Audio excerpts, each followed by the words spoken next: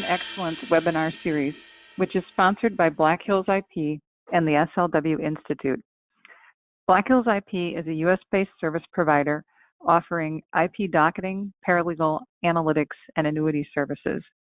The SLW Institute is an educational group created by the Schwegman, Lundberg, and Whistler firm, which aims to provide insightful and useful information to the IP community. For this webinar series, we have pulled together experts to talk about strategies and best practices for patenting in key foreign countries. The Foreign Excellence webinar series is free. There are several webinars that are monthly in this series. The schedule and registration information for upcoming webinars is listed on our website, as well as past webinars if you want to watch any that you may have missed. To register for future webinars, go to the tab for Educational Resources on the Black Hills IP website, which is www.blackhillsip.com. The webinar that we are presenting today will cover Mexico. We've allowed time for questions at the end of the webinar. Questions can be submitted using the question button on the right-hand side of your browser window. You can submit a question at any time during the presentation, but that question will just be held in the queue until the end of the presentation. The presenters today are myself and Eugenio Perez. I'm Anne McCracken. I'm the president of Black Hills IP. I'm a patent attorney with 20 years experience in patent prosecution. I was a partner at the Schwegman firm for 10 years, and I was also a full-time law professor and directed the patent prosecution program at Franklin Pierce Law Center for 5 years. Eugenio, can you tell us about yourself? Sure. Thank you so much, Anne. Well, I'm an industrial system engineer, and I have a law degree in IP. I have been working at UTOF, Gómez Vega and UTOF for the last 21 years. First, I started as an associate, and I became a partner in 2008. Actually, I'm really involved with all the prosecution, and I'm in charge of the technical patent department at our firm. And basically, my background is more focused in IT, telecommunications, electronics, or mechanics. And also, I have been really involved with the local association of AIPPI in Mexico, which his name is AMPI. I have been 8 years the president of the patent group, and nowadays I run the commission for the education. And also, I have been attending AIPLA for at least 15 years. And now I'm the vice chair for the Latin American Committee. And that's it. Thank you. Great. Thank you, Eugenio, for being a part of our program and taking the time to speak today. Today, we're going to start with some statistics that I'll present, and then Eugenio is going to walk us through an overview of the patent process in the Mexican Patent Office. So starting off, we've looked at several different countries so far in this webinar series, and comparing Mexico to the countries we've previously looked at, you can see that the population of Mexico is 126 million. The economy is the 15th largest economy in the world. The GDP per capita is 8,200. And then looking at the GDP by sector, actually it's similar to the other countries we've looked at in that the services industry is the largest sector. Now looking at some more specific stats related to patent applications and patent applicants. First, all of the data that I'm about to show comes from WIPO, so it's based on PCT national stage applications, which may not represent all the filings in Mexico, but this is the WIPO data that we have available.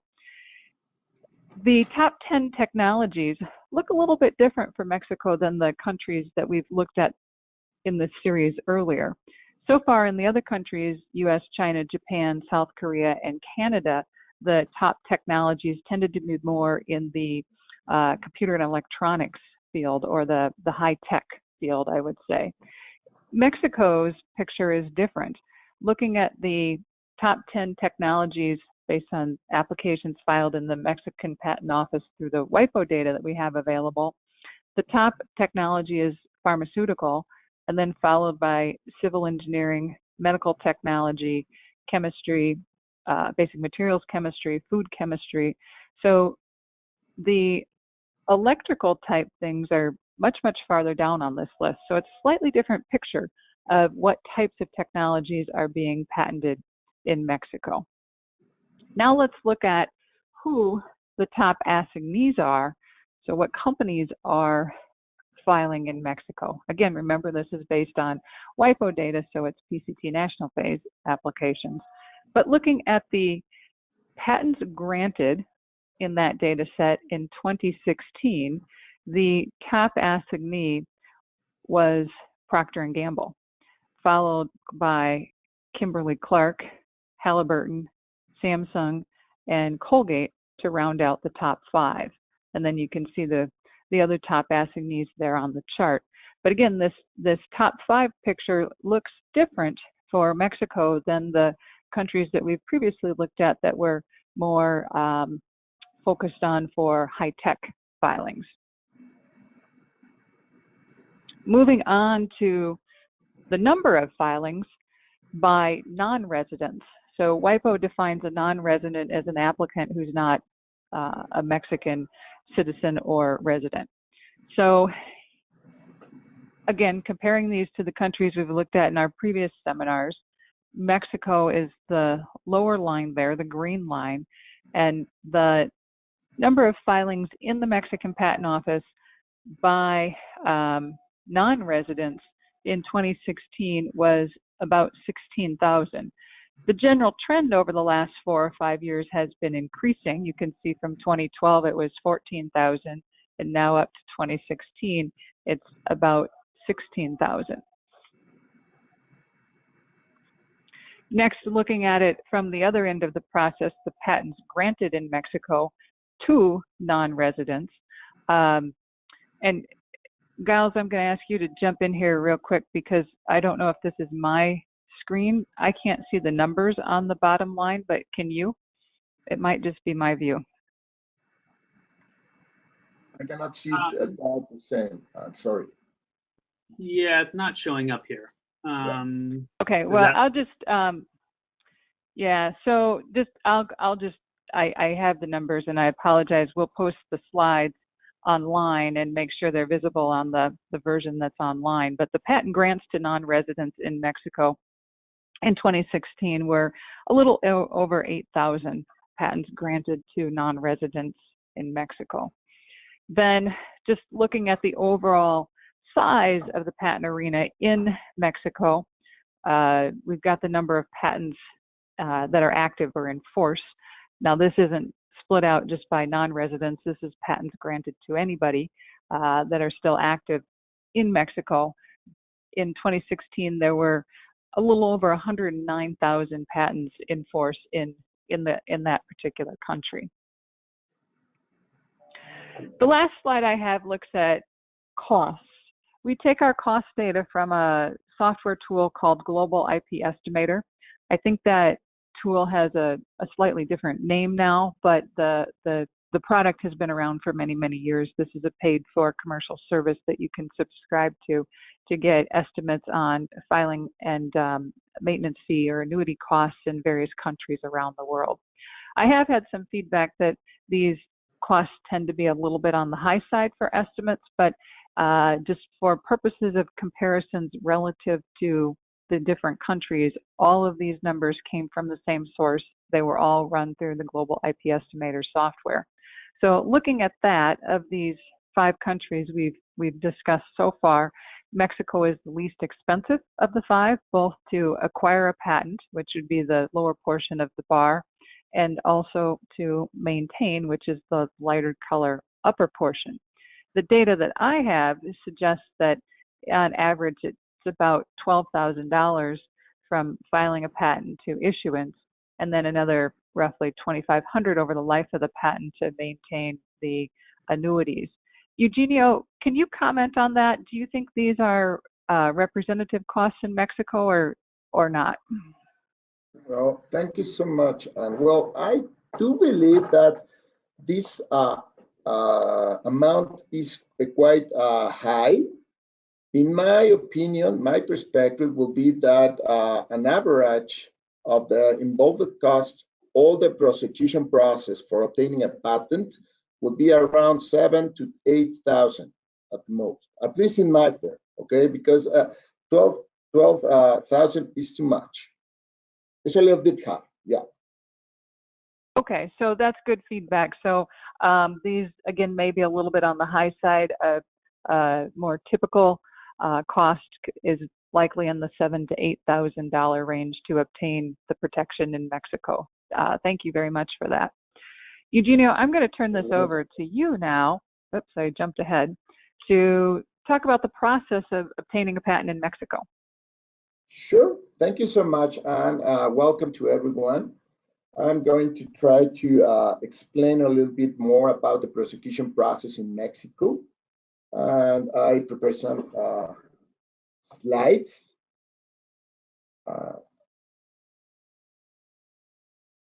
Okay, sorry for that. Well, first of all, in Mexico, we have different patent figures. There are 3 different patent figures which are contemplated in our legislation, okay? First of all, it's important to mention that in Mexico, as in any other country in the world, we need to comply with several requirements. And mainly the 3 more important requirements are the same as in any other country, which are absolute novelty, inventive step, and industrial application. And these 3 main requirements apply for the patent of invention. Patents of invention are commonly known for US practitioners as utility applications or utility patents, okay? Which is different from utility models. The utility model is a different patent figure, which exists only in very few countries in the world, which are more focused or is focused in the improvement of an invention, which also needs to be tangible. So we could believe that this patent figure is more focused to objects or appliances or tools that need to be new or novel and to have industrial application. No inventive step is required for this patent figure, okay? And at last, but not least, we have the industrial designs, which are divided into 2 groups.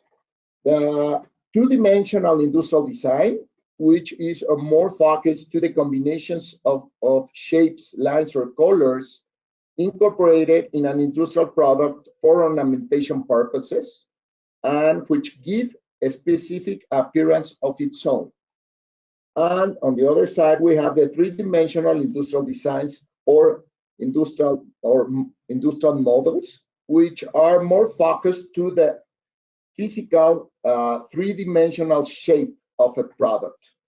For this patent figure, it is necessary to comply also with the novelty and the industrial application. No inventive step is required, and also it is important to mention that this patent figure cannot include technical features or cannot protect technical features. It's only more focused to ornamental or shapes of a product in 2 or in 3 dimensions, okay? Further to that, we have everything needs to be filed or needs to be prosecuted before the Mexican Institute of Industrial Property, which is the government institute which in which all these patents and trademarks and everything related to industrial property needs to be done, okay?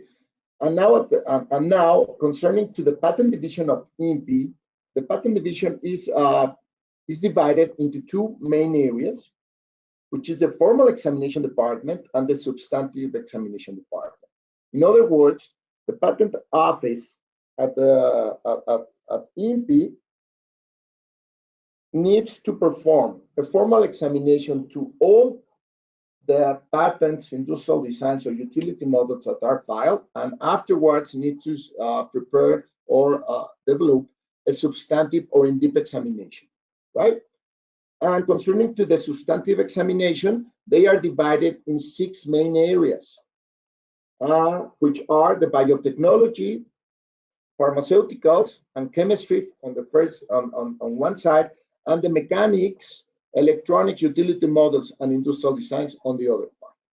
And these are the 6 main areas which are subdivided in the substantive examination department.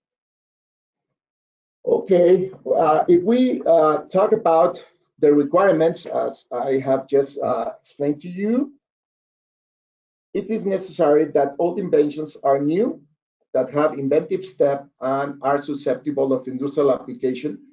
And if that is the case, then we have an invention and shall be patentable, with the exception of these five things which are not cannot be patentable in our legislation, and it is what is stated in Article 16 of the Mexican Industrial Property Law. And these parts are essentially biological processes for obtaining, reproducing, and propagating plants and animals. In other words, all process or biologic process as they are, as we know, it's not possible to obtain any protection of that from that kind of inventions. Biologic and genetic material as found in nature, it's also not possible. However, if we if the human made manipulation, genetic manipulation of something, then it could be possible to obtain a patent. Of course, that there are other things that need to be taken into account when we are dealing with these type of inventions. The other one would be animal breeds, the human body and the living matter constituting it, and the plant varieties, which are not protected through the Mexican Patent Office. And instead, if you want to obtain a protection, you will need to apply for a plant breeder's right, and you need to file this petition before the SNICS, which is another federal government institute in charge of giving or dealing with these type of inventions, put it that way. Okay, so in other words, if you have like a transgenic material for animals or plants, then we could or we could obtain protection, at least in Mexico, in our legislation. It's important to consider other factors, which I'm not going to cover right now, okay? If we, sorry for that. Also, what it is important to consider, and what it is stated in Article 19 of our legislation, is what it is not considered an invention for our country. And these are the things that cannot be considered an invention, which are theoretical or scientific principles, discoveries of something that already exists in nature, even though it was previously known, schemes, plans, rules, and methods for carrying out mental processes, playing games, and doing business, and mathematical methods. This is something, so method of business claims, or method business claims are not allowed in Mexico. However, if we could amend, or we could try to draft a set of claims in such a manner to have like implemented computer methods, then perhaps we could it could be possible to obtain a protection for that kind of technology. No software is allowed methods of presenting information also is not allowed. Aesthetic creations and artistic or literary works are not allowed. All these three aspects could be protected through our copyright system. Methods of surgical, therapeutic, or diagnostic treatment applicable to the human body and to animals, also it's not allowed to do that. But there are, later in my presentation, I have some slides that I would like to discuss concerning this specific topic, okay? And at last is the juxtaposition of known inventions, except where in reality they are so combined or merged that they cannot function separately, or whether their characteristic qualities or functions have been so modified as to produce an industrial result or use not obvious to a skilled person in the art. Then we have a flow chart of the patent process. So I'm going to try to explain to you all the prosecution process. So first you need to file a patent petition before the Mexican Patent Office. Once you have filed this patent petition, you will have a between 1 to 3 months, you will, well, the Mexican Patent Office is going to develop or to start the formal examination of this application. And if they believe that you do not comply with any formal document or any formality, they are going to ask or require us to amend or to submit the missing document, and they are going to give us a term of 2 months, extendable for another 2 months. So we will have a total of 4 months for responding to this official action, which is a formal one, and we will have up to 2 formal official actions that can be issued at this time of the process by the Mexican Patent Office, okay? Once the formal examination is completed, then all the patents applications need to be published in the Mexican Official Gazette. And in order that this could be done, it's important to consider what it states in our legislation, which says that all publications will need to be made 18 months from the Mexican filing dates or its recognized priority. This is for regular applications, while for PCT applications, this term has already lapsed because, as you may know, for filing a patent application, a PCT application, national phase in Mexico, the term is of 30 months. So this length of time has already lapsed. And in the practice, what it is happening is that once the formal examination is finished by the Mexican Patent Office, then it is published in the Mexican Official Gazette. Once it is published, then there is a window that is open for 6 months for any third party that would like to have or submit a third party observation for an invention that in their perspective shall not comply with the requirements to be patented in Mexico. So this kind of observation procedure is also known as a pre-opposition. And once this 6 months window is finished, then the substantial examination is supposed to start at the Mexican Patent Office. So once the substantial examination is started, the Mexican Patent Office is going to review for the 3 main requirements or requisites that we have previously exposed, in addition to other requirements, as for example, unity of invention, clarity, or other amongst others.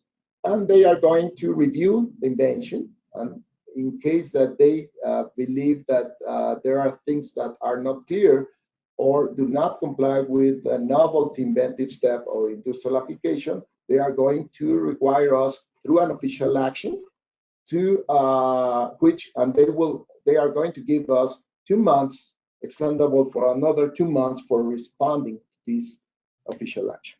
We will have up to a maximum of 4 official actions in order that the Mexican Patent Office could process all their doubts. Of course, that mainly an average or estimate of official actions that we receive for any patent application would be around 2, perhaps, no more than 2. Of course, that we have other cases that we receive 3 or 4, and in other cases we did not receive none of them. But in average, I believe that there could be 2 of them.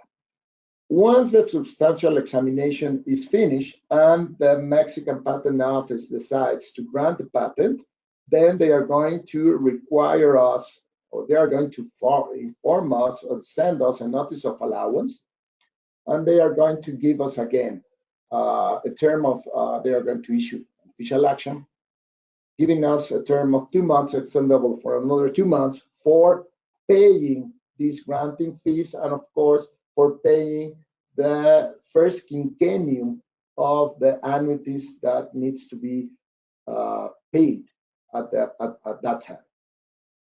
Once we pay for all of these, then the maintenance will need to be performed, and you will need to pay or take care of the payment of these annuities every 5 years, up to the maximum of the term of the validity of the patent, which will be of 20 years from the Mexican filing date. It's important to mention that all this prosecution process will take approximately between 3 to 3.5 years currently in our legislation.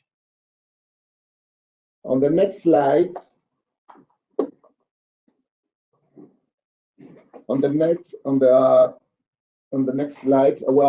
I have here which are the terms or the validity of the 3 patent figures. The patents will have a non-renewable term of 20 years starting from the date of which the application is filed, and are subject of the relevant fee, of course. Once you obtain the leverage patent, then you will need to comply with all the annuity payments. Concerning to the utility models, the term will be of 10 years starting from the filing date, and also will be subject to the payment of the relevant fee, while for industrial designs, the term will be of 15 years starting from the filing date again, and will be also subject to the payment of the relevant fee. Nowadays, concerning to the current Mexican practice for patents for software, it's important to mention that even though our legislation does not accept the patents related to software, it is important to mention that nowadays we have been trying to obtain the protection of software through the Copyright Office, which is one alternative. And also, if this kind of patents or inventions involve hardware, it's important to consider that this hardware could be novel and having inventive step. Then we could draft a set of claims in order to include hardware or tangible devices in order to try to obtain protection for that type of technology.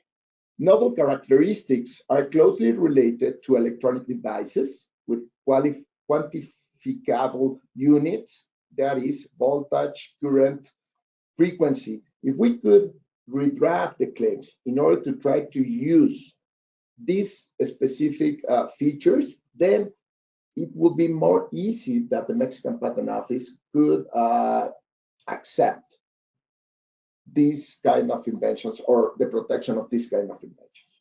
If the corresponding European patent was granted by EPO, it is possible to obtain protection in Mexico. In fact, the way that the Mexican Patent Office is issuing patents concerning to software or related to software is very focused in what is happening in the European Patent Office. Concerning to if INPI shares some IPO criteria, let me tell you that the Mexican examiners usually analyze the documents and objections more related to novelty and inventive step of the corresponding European prosecution. And most of the criteria adopted by the EPO is accepted by the Mexican Patent Office, as I already mentioned. One difference between both offices is the European acceptance of signal claims. While INPI does not accept signal claims, that could be a main difference between the European Patent Office and our office. And it's important to take this into account. Concerning to Mexican examiners, only allows technical characteristics related to physical, tangible elements. That is hardware, electronic devices, etc.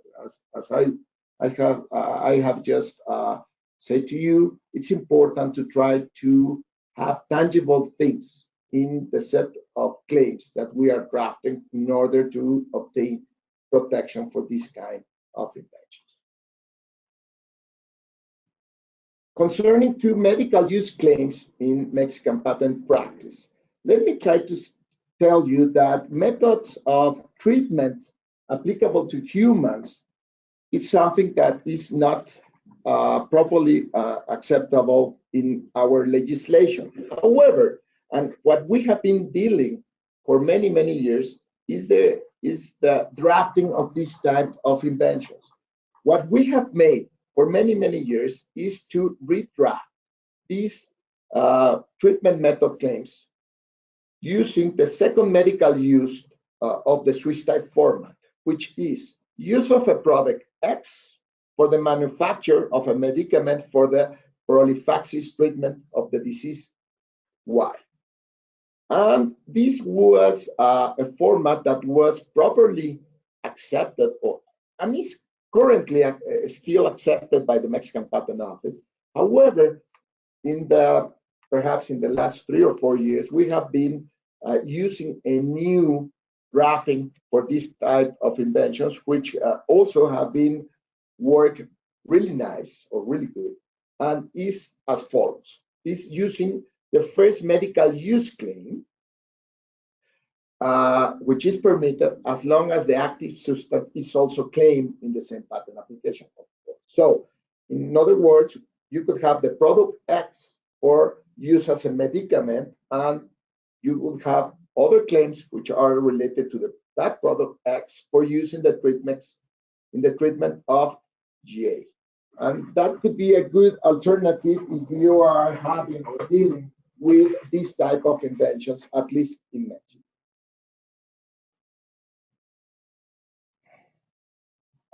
At last, and in order that you could know a little bit more about the enforcement actions related to the granting of a patent, it's important to mention that we have 3 instances that could be applied for any case that is being handled before the Mexican Patent Office. For instance, if, for example, we receive a notice from the Mexican Patent Office rejecting the granting of a patent, we could go, the first instance that could be applied is a reconsideration motion, which is being ruled and handled before the Mexican Institute of Industrial Property. And this reconsideration motion shall be filed in a period of 15 working days, counted as from the date of final rejection is given. It's important to mention that this reconsideration motion will last approximately 18 months to get resolved.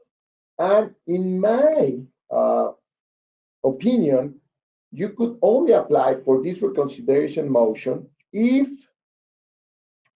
you have like something that if the case that you are dealing with was not handled correctly, or there is an error, or there is something that you believe that you could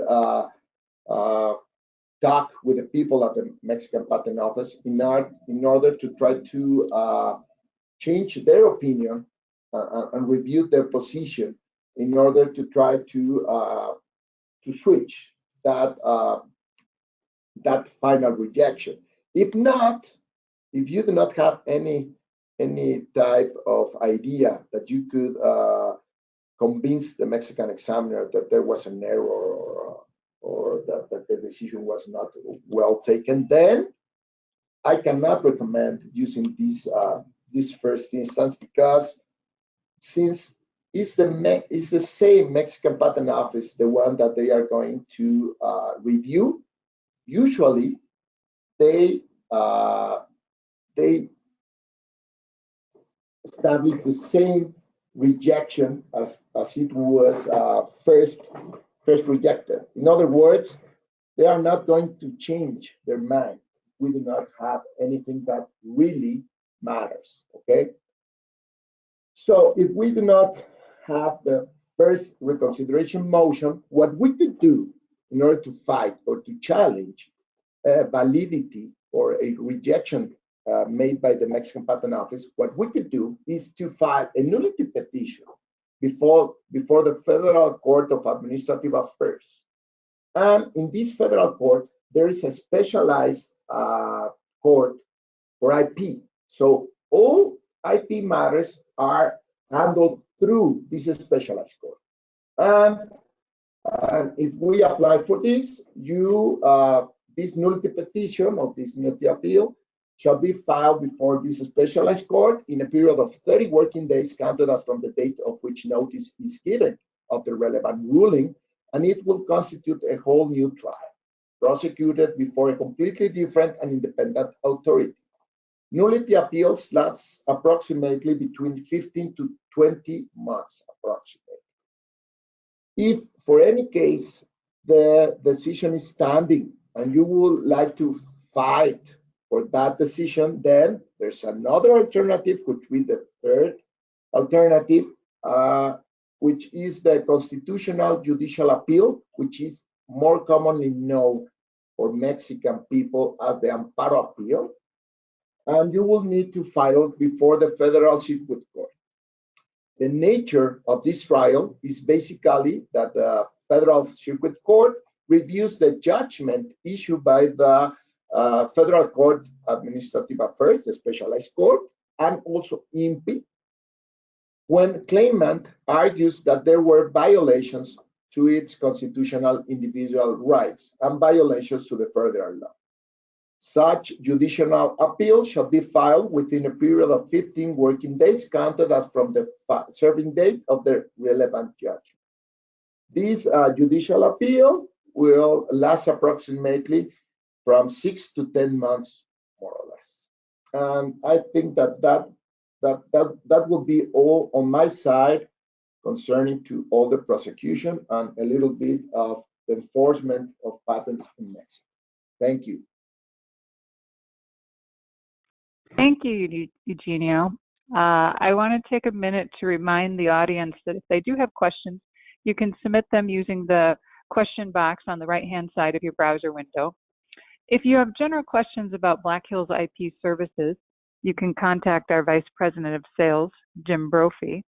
If you have questions about the SLW Institute, you can contact Brian Ness, and the contact information for both of those individuals is on your screen. And obviously, if you have needs for services in the Mexican Patent Office, please contact Eugenio Perez. He'd be happy to work with you as well. I don't have any questions in the queue right now, but Eugenio, I have a couple of questions. Sure. When you were talking about when you presented the flow chart of the process in the Mexican Patent Office, you said that there are a maximum of 4 official actions permitted during substantive examination. If your claims are still not allowed after 4 official actions, what happens then? Well, thank you for your question. That's a very important, interesting question. Let me tell you what is happening. In the past, when there was no limit for the number of official actions that the Mexican Patent Office could issue in each case, I remember that in some cases we received 8, 9, 10, 12, uh, Wow. 12 official actions per case, which was really, it was too much. It was too much. It was completely delayed the prosecution process, and it was mess. Nowadays, um, I believe that this agreement has at least 8 or 10 years in force before the Mexican Patent Office, and they allow only to have a maximum of 4 official actions. So, if you cannot convince the Mexican examiner that the invention that you are handling is indeed susceptible of being protected by a patent, then the Mexican Patent Office will need to issue an official, will need to issue a final decision, either to grant the patent or to reject the patent. Okay, so at that time, I know that perhaps 4 official action is not enough in some cases, but really in most of them, I do believe that 4 official actions is more than enough. And and of course, if you go to the 4 official actions and you cannot convince the Mexican examiner, then the Mexican examiner is going to take the decision of not giving you the patent and saying that you do not comply with anything, and they are going to reject your petition. And of course, that you could challenge this decision through the 3 instances that I have already spoke. But yeah, I don't know if I answered to your question. Yeah, that did. That was great, and it's interesting because it's different than U.S. practice, where we don't necessarily have a limit on the number of official actions. We have different procedures we have to go through, but we don't necessarily have a limit. So that was interesting to me, and that slide that you have on the reconsideration motion and the other types of you have it labeled enforcement actions, but those are all avenues that you can pursue, you're saying, if you really feel strongly that the Mexican patent examiner's position is wrong, correct? Yeah, I agree. And let me tell you that with these new policies, the prosecution process of a patent application has been decreasing in years. I remember when I just started a long time ago, really, in order that you could obtain a granted patent in Mexico, it will take you like forever.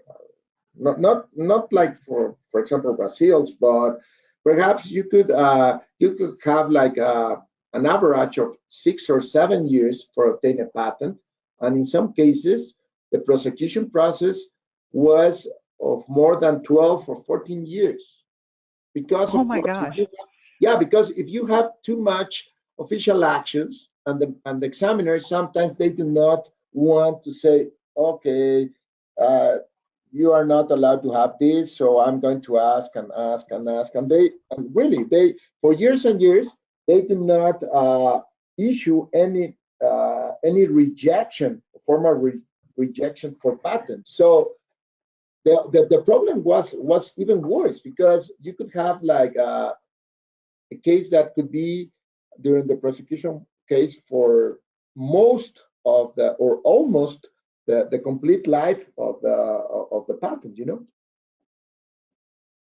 Well, that history is interesting. I didn't realize that, and thank you for explaining that. And it sounds like with the way the process is now, the patenting process has become much more efficient, and because it's more efficient, that also probably translates to the fact that it's more cost effective too, right? We talked about those costs, and compared to other countries, that's a fairly cost effective process as well.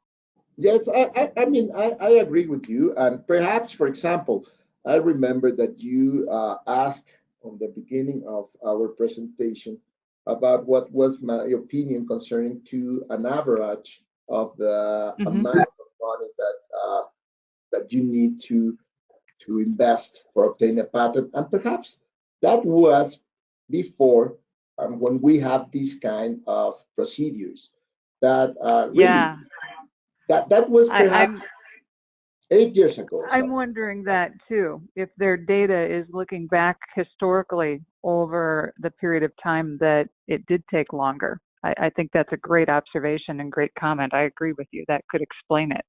Yeah, yeah, that makes sense, right? Yes.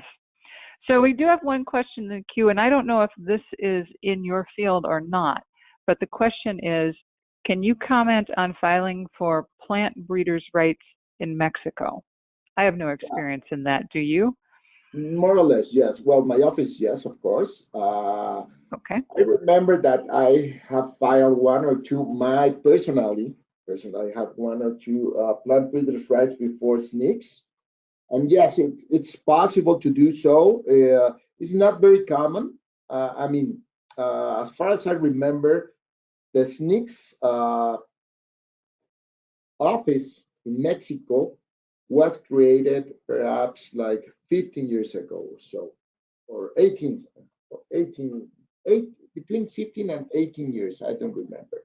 But at that time, I think that nowadays, after all these years, the number of plant breeders' rights that have been filed before this entity in Mexico are no more than 1,400 or 1,500. So if you realize this number is not very big, but yes, of course, it's possible to obtain plant plant breeders' rights in Mexico, and this entity works not as good as INPI because they do not have too much people there, but it's working, and it's possible. And we could, of course, that our office could offer that kind of service for any client that would like to obtain a plant breeders' rights protection in Mexico. Okay. Very good. I Thank don't know you. if I respond to that. If this person have a more specific question, he could send me an email or whatever, and I would be very happy to help this this person with this specific question. Okay?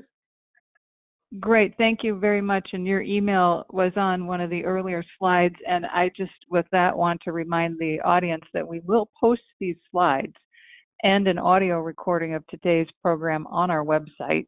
Again, that's blackhillsip.com.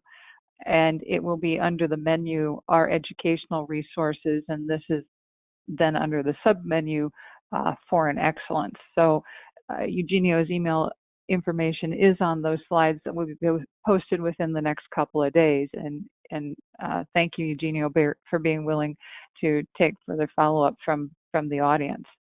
It's my That's all we pleasure. have for questions at this point. I would like now to just remind the audience that there's another program 1 month from today. That is on Thursday, March 22nd at 1 p.m. Central Time, and we will be focusing on patenting in Taiwan for that next webinar. So thank you to our audience for joining us today. Thank you to Eugenio for all of your knowledge that you've shared, and you have great knowledge, and I've learned from this program as well. So we hope everyone will join us for the next program focusing on Taiwan and for other future webinars in our Foreign Excellence webinar series. Thank you very much, everybody.